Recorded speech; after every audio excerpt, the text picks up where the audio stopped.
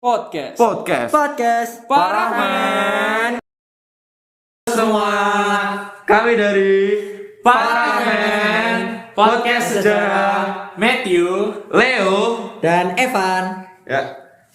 Di kesempatan kali ini kami mau membahas tentang Orde Lama. penyelewengan Juga beberapa latar belakang dan juga ada prestasi. Nah, ya dikit lah.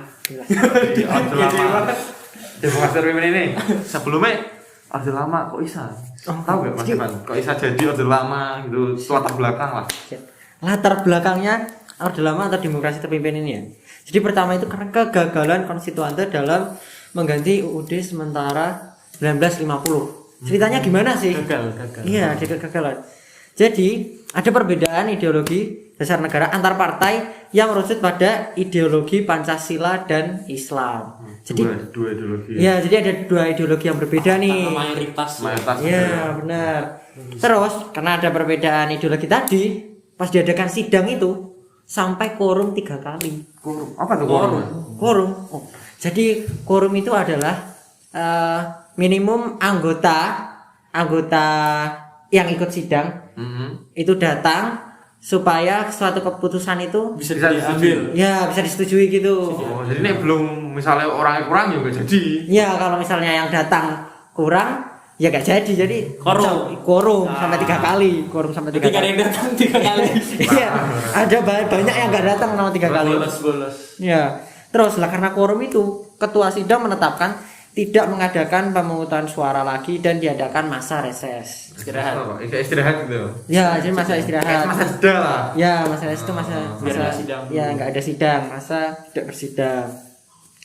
Kemudian, gimana sih awal mulanya terbentuknya demokrasi terpimpin? Nah, tadi kan setelah reses, setelah jeda nih. Jeda. Nah, setelah jeda itu Ada sidang lagi. ya, ada sidang lagi. Diadain lagi. Tapi Quorum lagi. orang nggak ada yang ikut di sidang. Ngambek lah. Ngambek karena Perbedaan ideologi. ya. Sehingga karena itu Soekarno memutuskan untuk menetapkan dekret presiden pada 5 Juli 1959 yang isinya satu, pembentukan MPRS dan DPAS dalam waktu yang singkat-singkatnya. Yang kedua, pemberlakuan kembali UUD 45 dan tidak berlangsungnya UUDS 1950. Kemudian yang ketiga, pembubaran konstituante. Begitu. Jadi awal mulanya begitu. Nah, lalu pada demokrasi terpimpin ini kan masih awal-awal ya. Iya. Jadi Kalau awal merdeka lah itu Pemerintahan pertama. Pemerintahan pertama lah. pemerintahan pertama. Pasti Jadi ada. pasti banyak penyelewengan. Penyelewengan, kesalahan-kesalahan yang dilakukan. Percobaan. Lah. Gitu. Nah, jadi monggo silahkan penyelewengan apa saja. Penyelewengan ya. Ini kan tadi udah disebutin ya, negara baru kan ada beberapa. Iya. Lebih dari satu dong, Mas. Iya, Ya, pasti. itu. Nah, yang tak tahu ya, yang pertama tuh itu ada ide presiden seumur hidup. Presiden Soekarno. Oh, Soekarno mau jadiin presiden seumur hidup. Nah, Gimana ini? itu kan termasuk penyelewengan UUD 1945 pasal 7 kan. Ya. Itu tuh Iya. UUD 1945 pasal 7 itu intinya tentang presiden tuh menjabat selama 5 tahun dan bisa dipilih di periode berikutnya. Jadi cuma 2 periode harusnya. Ya. Nah, ini kok malah pengen seumur hidup. Kalau jelas penyelewengan toh Iya. di awal ini. Iya. Nah, ini ada alasannya kok. Ada ide ini itu ada alasannya. Jadi itu angkatan 45 jadi kayak angkatan yang tua-tua gitu Iya. loh, mereka tuh khawatir kalau PKI menang pemilu. Nanti pas misalnya Soekarno udah turun nih, udah gak bisa nyalon lagi. Nah, PKI menang, nanti negara Indonesia jadi Karena jadi negara, PKI masanya banyak ya. bisa jadi negara komunis toh malah Indonesia. Takutnya itu. Takutnya ini ditakutin angkatan 45. Ada yang namanya tuh siapa AM Hanafi itu namanya. Berarti sebenarnya motivasinya nggak salah. Salah. Cuma karena udah ada undang-undang. Udah, jadi Jadi kan sebenarnya mereka rancang juga gitu. menyeleweng gitu tuh. Itu penyelewengan pertama. Terus ada yang kedua, penyelewengan kedua itu pembentukan MPRS dan DPAS. Tadi udah disinggungan sama ini. Nah, itu jadi sesuai dengan UUD 1945 presiden itu kan sebagai mandatarisnya MPR. Ya. Ya. Apa itu mandataris? Nah, mandataris itu jadi kayak pemegang mandat, pemegang wewenang gitu loh. Iya. Dari MPR kan MPR tujuannya lebih tinggi. Ya. Jadi MPR ngasih mandat lah, misalnya ngasih nasihat, ngasih saran ke presiden gitu. Nah, namun si presiden ini malah memilih anggota MPRS dan DPAS. Aneh tuh. Harusnya yang ngasih saran, ngasih mandat kan pelat pemilu tuh harusnya. Iya. Tapi kayaknya Indonesia itu dulu. Maksudnya setidaknya dipilih bukan orang presiden lah ya. Iya. Minimal setidaknya nggak presiden. Jangan presiden lah. Karena tugasnya mereka sebenarnya untuk mengawasi presiden juga. Iya. Lah kamu tahu nggak MPRS S-nya apa? Sementara. Iya. Tapi bisa weh. Bisa. S-nya tuh Untuk masih mengawasi wis persyaratan mengawasi sementara ya. DPAS itu tadi Dewan Pertimbangan Agung. Kalau kalian belum tahu ya teman-teman. Itu yang dia nolak itu ya RA apa? Bukan, itu nanti. Oh, Itu yang beda ketiga. ya? Heeh. Nah, itu yang kedua ya, teman-teman. Lalu yang ketiga nih, penyelewengan yang ketiga itu pembubaran DPR oleh presiden dan diganti dengan DPR GR. Oh, yang DPR GR. Nah, ini penyelewengan nih. Jadi, ini tak kasih tahu alasannya dulu. Jadi, presiden dia ngusulin RAPBN kan ke DPR. Iya. Berharap untuk disetujui. Iya. Nah, ternyata ditolak lah sama DPR. Kenapa? Oh, enggak. Iya, kan berarti ditolak lah gini. Ini berlawanan. Terus akhirnya ngambek lah presiden nih. Wah, kok presidennya ngambek kan? Dibubarke. Nah, ini termasuk penyelewengan toh. Kan soalnya presiden sama DPR harusnya kedudukannya sama kan. Tapi malah bisa. Malah presiden melemahkan, harusnya kan nggak bisa saling melemahkan, soalnya sama kedudukannya. Iya. Itu. Terus digantilah dengan DPR GR. GR itu singkatan dari gotong royong. Gitu, itu yang ketiga. Gotong royong model satu orang doang. Orangnya banyak, tapi yang milih satu. Kamu yang milih satu sama aja tuh orang Ya. Terus yang keempat nih, penyelewengan keempat itu politik mercusuar. Wah, apa Jadi politik mercusuar itu pembangunan sarana prasarana secara besar-besaran. Jadi Indonesia pengen kelihatan keren lah di mata dunia gitu. Malah bagus itu. Yo, nanti ada alasannya ini yang disebut penyelewengan. Nanti tak kasih tahu. Padahal pembangunan ya, maksudnya. Lah yo.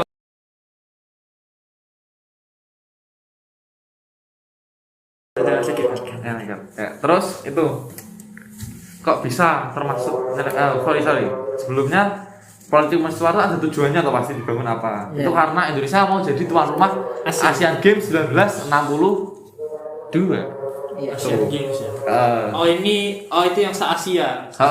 Kita 17 negara Asia deh kalau nggak salah ya gitu. Jadi yang termasuk dalam proyek politik mercusuar itu kayak Monas, Gelora Bung Karno, Bundaran HI. Pembangunan yang dilakukan pada saat itu. Terus itu Gapura Selamat Datang kalau keluar kota itu lo tahu loh. Pembangunan yang cukup besar jadi ini. Gitulah intinya. Nah, terus ini kenapa kok bisa jadi penyelewengan? Karena ini dilakuin tuh pas Indonesia lagi krisis ekonomi, lagi inflasi. Inflasi sebesar nih, dengar ya? 650%. Waduh lo ini. Sebanyak itu. Tapi tetap nekat bangun-bangun. Bisa ya, berarti nggak mikir rakyatnya, cuman lebih mikir Gengsi, kayak pengen lihat keren lah di mata dunia. Tapi mungkin juga bisa intensinya lebih ke arah menjual Indonesia ya, mungkin biar ada investasi atau lebih dikenal, kan masih baru ya. Iya, tapi kan masih cuma harusnya sih harusnya untuk jangka pendek sih iya, tapi kan jangka panjangnya ya gitu. Itu penyelewengan keempat. Kalau yang kelima, siapa Mas Matthew?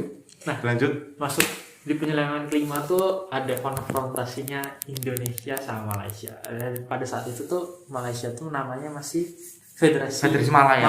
Malay. Federasi Malay. Nah, itu tuh masalahnya tuh dari itu pembagian daerah dulu. Nah, pas Federasi Malay kan belum jadi negara Malaysia. Ya, masih federasi. Masih ada yang Sarawak. Gitu.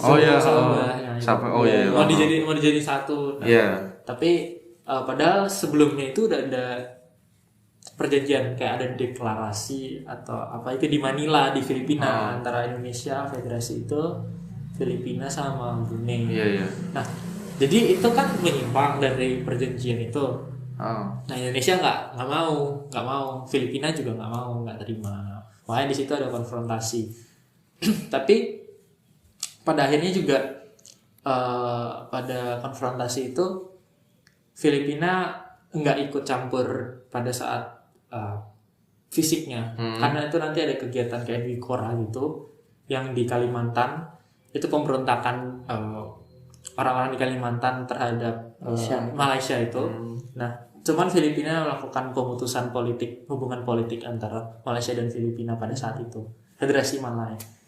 Nah, habis itu juga kan mereka diterima PBB nih sebagai anggota tidak tetap, anggota tidak tetapnya dan jadi Dewan Keamanan ya kalau nggak salah gitu.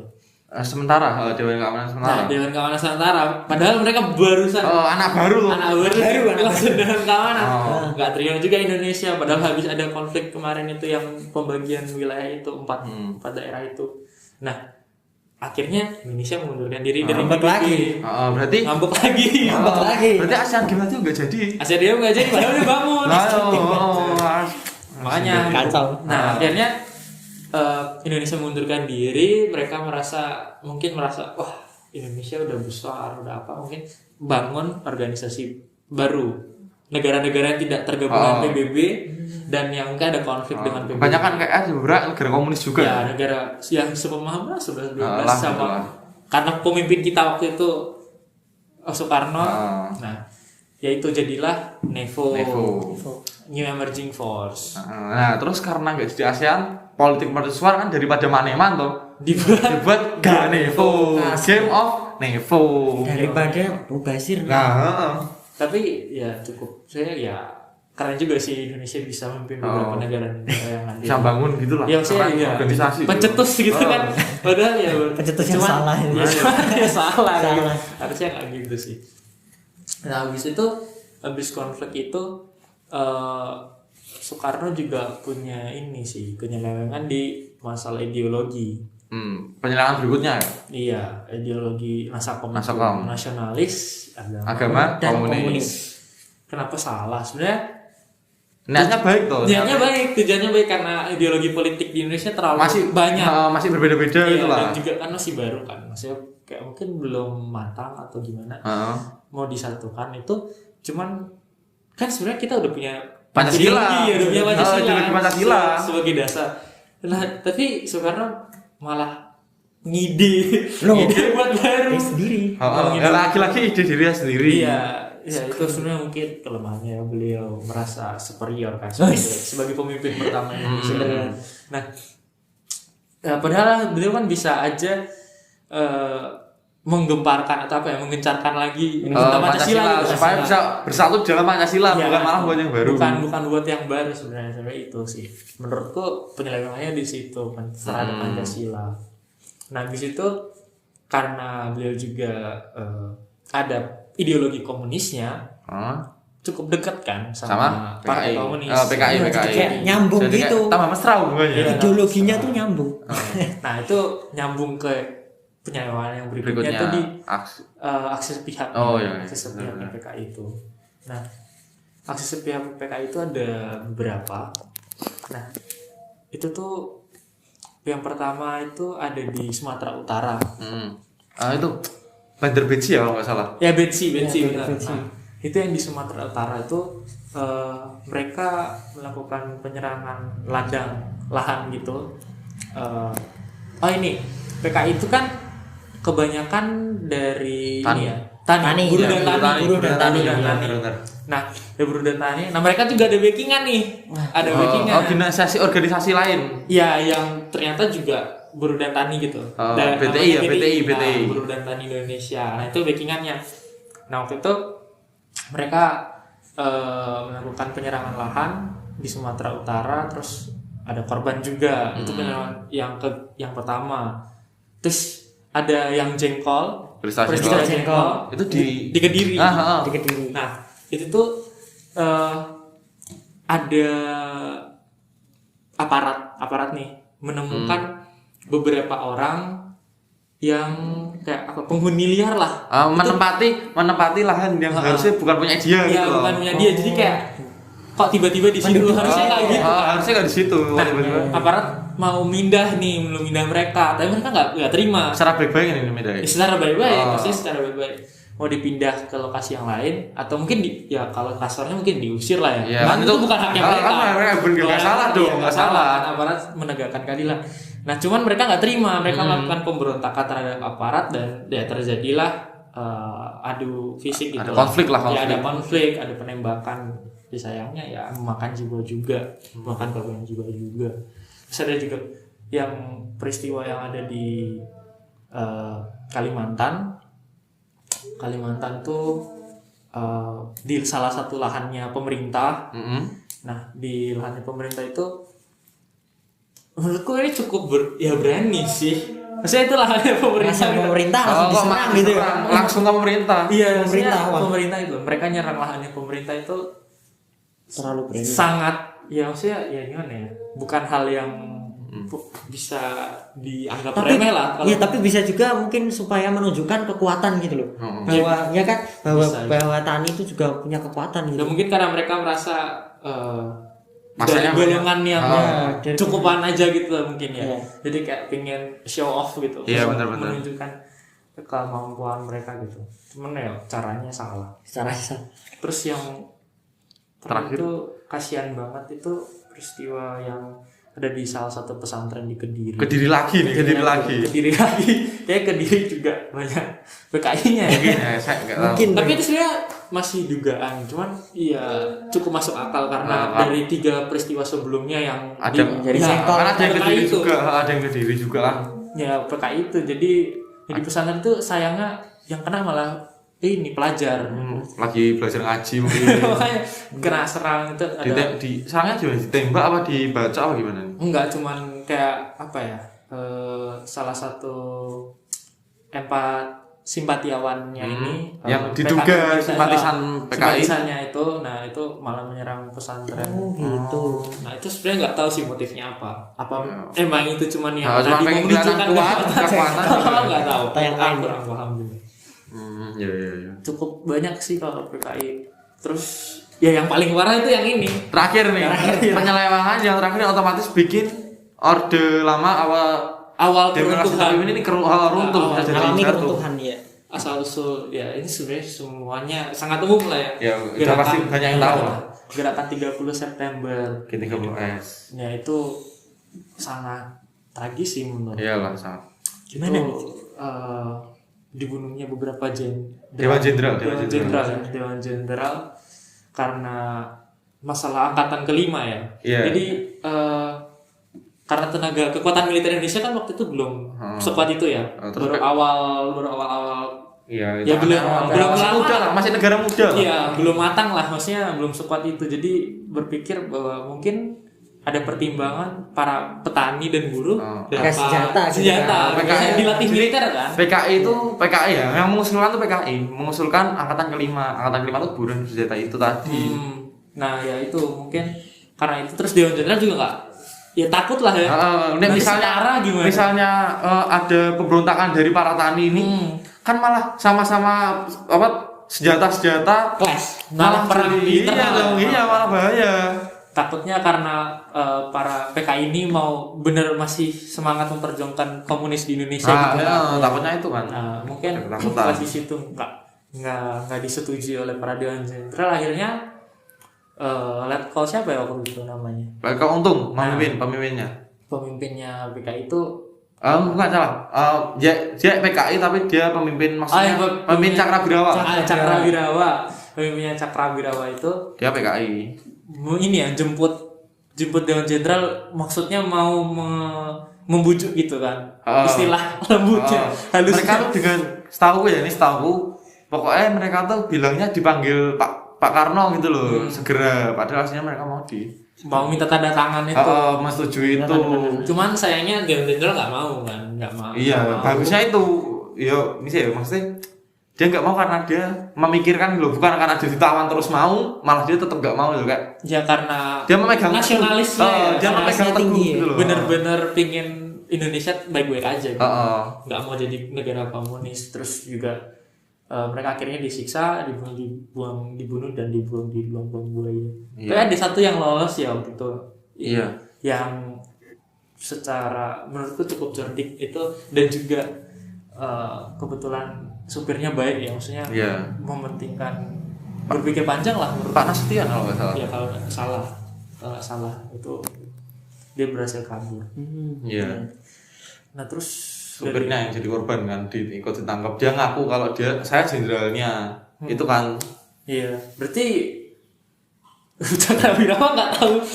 Iya, kurang belajar dong Cakrawirawa. Harus belajar sejarah. Tapi ya setahu kayaknya emang mirip sih. Setahu ya. Mirip. Memang mirip supirnya ini sama Pak Nasution ini. Oh, gitu. Berarti emang kebetulannya. Iya. Itu kan kalau nggak salah anaknya juga ikut ketembak kan. Iya. Pas digendong ibunya itu. Iya. Terus itu tapi cepet banget loh itu ketahuannya. Soal dalam waktu semalam. Iya, soalnya setahu ya. Aku pernah baca nih tadi kemarin lihat di YouTube tuh ada satu polisi namanya Pak Sukitman. Gimana? Dia tuh lagi patroli kan. Yeah. Nah, kebetulan dia patrolinya tuh dekat rumahnya Pak siapa ya? Di Panjaitan kalau nggak salah. Nah, dia tuh dengan suara tembakan, der. Nah, dikira ada perampokan atau apa itu kejahatan loh. Yeah. Dia datengin sendiri, temannya ditinggal, temannya suruh jaga di pos. Datangi. Nah, ternyata banyak Cakrawirawa. Nah, Cakrawirawa itu langsung nyuruh Pak Sukitman itu udah taruh senjatamu, tiduran, ditangkap, diikat, ditutup matanya. Nah, dia ngerasa kalau dia tuh ditaruh di sebelah supir gitu loh. Nah, dia ngapalin jalan atau jalur sampai tengah jalan dia lupa, panik, akhirnya sampai di satu tempat. Nah, di satu tempat itu dia kayak denger dulu orang disiksa.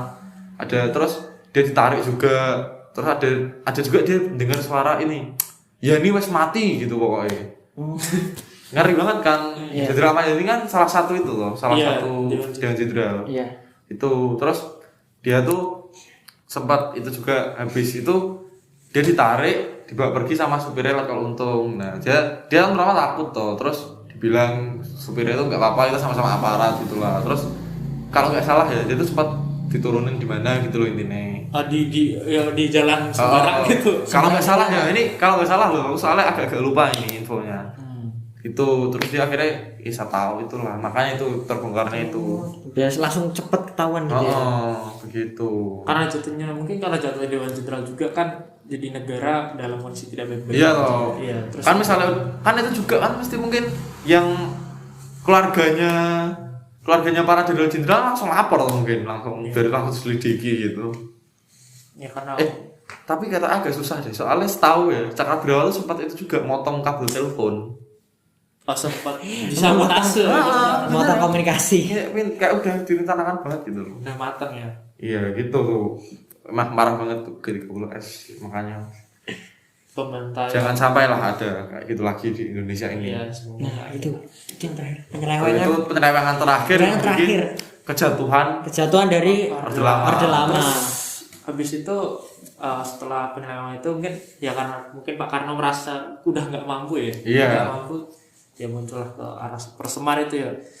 Gitu lah. Supersemar masuk ke arah Supersemar. Akhirnya naiknya Pak Harto. Soeharto sebagai tadi itu penyelewengan ya, teman-teman. Beberapa penyelewengan. Lalu apa sih bagusnya ini? Prestasi dari demokrasi terpimpin atau Orde Lama? Pasti ada dong. Pasti ada. Ya, walaupun ya. Ya itu adalah pembebasan Papua. Gimana ini? Jadi setelah perundingan KMB tahun 1950, Meja Bundar. Ya. Konferensi Meja Bundar. Masalah Irian Barat ditangguhkan 1 tahun sehingga masih menjadi isu politik luar negeri di Indonesia nih. Jadi kayak ditangguhkan 1 tahun gitu kan. Itu hasil keputusannya Indonesia itu ditunda gitu ya. Ya. Pas berunding sama Belanda terus ditunda 1 tahun lagi ya kita berunding lagi. Iya, gitu. Kita berunding lagi gitu. Tapi nggak ada. PHP-in Belanda. PHP banget. Sakit hati. Iya. Terus pembebasan Papua ini ada 2 tahap. Yang pertama adalah diplomasi internal dalam negeri ya. Jadi itu yang dilakukan adalah konfrontasi ekonomi. Apa sih konfrontasi ekonomi ini? Jadi konfrontasi ekonomi itu kayak melemahkan ekonomi Belanda gitu loh. Dengan cara gimana? Dengan cara yang pertama. Jadi pekerja di pabrik atau instansi yang ada instansi Belanda gitu yang ada di Indonesia diperintahkan untuk mogok kerja. Jadi pekerja-pekerja Indonesia yang ada di instansi Belanda itu disuruh mogok kerja. Terus habis itu yang kedua, pemutusan hubungan diplomatik Indonesia Belanda. Jadi pasar Indonesia Belanda gitu. Ekspor impornya diputus. Ya, diputus semua. Jadi tambah kacau lagi. Jadi Belanda agak kicep ya. Agak kicep dia. Ada pemasukan nih. Iya. Kemudian menasionalisasikan perusahaan kantor perkebunan Belanda. Dibikin Indonesia. Jadi punya Indonesia gitu. Iya, diklaim. Iya. Oh, ya. Di Javas Bank itu Belanda diklaim sama Indonesia jadi Bank Indonesia. Indonesia dari situ. Oh, iya. Dari punya Belanda. Iya. Kemudian melarang maskapai Belanda untuk mendarat atau terbang di Indonesia, di wilayah Indonesia. Lewat kok nggak boleh lewat. Lewat nggak boleh, nggak boleh mas, lewat nggak boleh mas. Gitu. Mungkin ada penjaganya di situ. Dilarang. Ya. Mundur. Kemudian yang terakhir adalah melarang media massa berbahasa Belanda atau media massa Belanda untuk beredar. Jadi nggak boleh ada koran itu nggak boleh. Ya nggak boleh ada koran, majalah itu nggak boleh semua. Kemudian ada lagi yang eksternal nih, yang luar ya, melalui organisasi internasional. Apa PBB? Yaitu pada saat ya PBB itu pidato Soekarno, yaitu to build the world new. Itu masalah tentang pembebasan Papua, tapi diabaikan. Diabaikan. Kenapa kok diabaikan? Kasihan ya. Itu yang ini nggak sih? Ada konflik internasional lainnya. Karena mungkin dianggap juga kan Indonesia sama Belanda cuma konflik pribadi. Ya. Cuma nggak bawa negara lain, cuma dua aja. Dan nggak krisis gitu. Nggak begitu. Masih gitu. Dalam tahap benar belum. Nggak tahap yang belum genting. Ya belum genting. Yaitu waktu itu ada permasalahan nasionalisasi terusan Suez gitu. Yang ini, yang Inggris dan lain-lain itu. Ya. Yang merebutkan itu kan. Iya. Diklaim itu. Habis itu ada KAA, Alisastro, itu juga diabaikan begitu. Terus. Kemudian yang kedua ada fisik. Apa ini fisik? Persoalan fisik ya? Pembentukan Trikora. Wah, pada 19 Desember. Trikora itu singkatan apa? 1961. Panjangan apa Trikora? Trikomando Rakyat. Iya. Yaitu adalah gerakannya gagalkan pembentukan negara boneka Papua buatan Belanda. Ini isinya Trikora itu ya? Loh, kenapa kok negara boneka Papua buatan Belanda? Kenapa? Nggak tahu ya. Jadi ini yang itu